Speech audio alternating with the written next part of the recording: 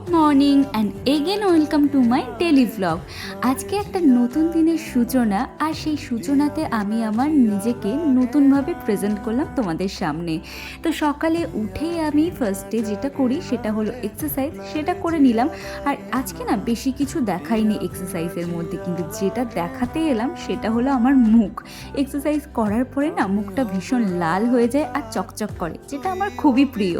তারপরেই আমি আমার নিয়ে চলে এলাম সকালের ব্রেকফাস্ট, যেখানে ছিল হেলদি চিলা আর তার সাথে সয়াবিনে তো আছে প্রচুর পরিমাণে প্রোটিন, আর চিলাটা তো হেলদি, তাই এখানে কোনো আনহেলদির ব্যাপারই নেই।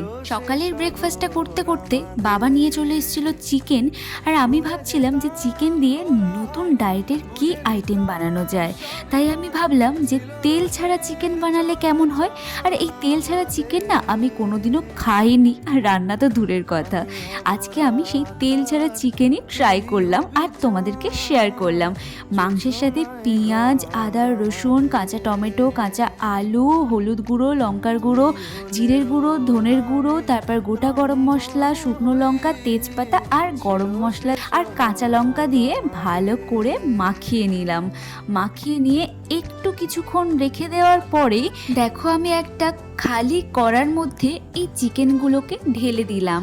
এরপরে আর কোনো কাজ নেই, এবার রিল্যাক্সে বসে থাকো। আর এই চিকেনটার পিছনে তোমাকে খাটতেও হবে না, কিন্তু তৈরি হয়ে যাবে খুবই হেলদি অ্যান্ড টেস্টি চিকেন।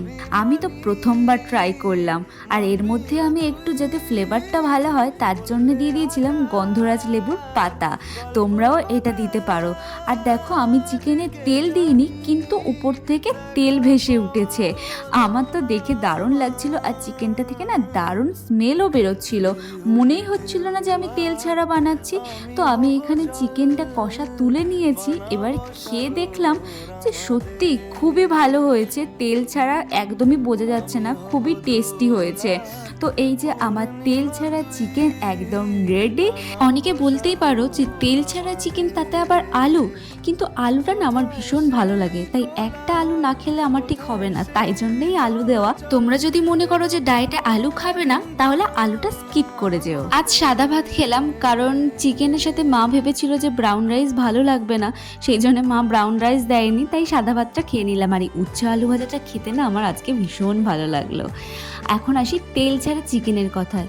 তেল ছাড়া চিকেনটা তোমরা শুধু একবার বানিয়ে খাও, খারাপ যদি লাগে তাহলে আমাকে কমেন্টে এসে জানিও।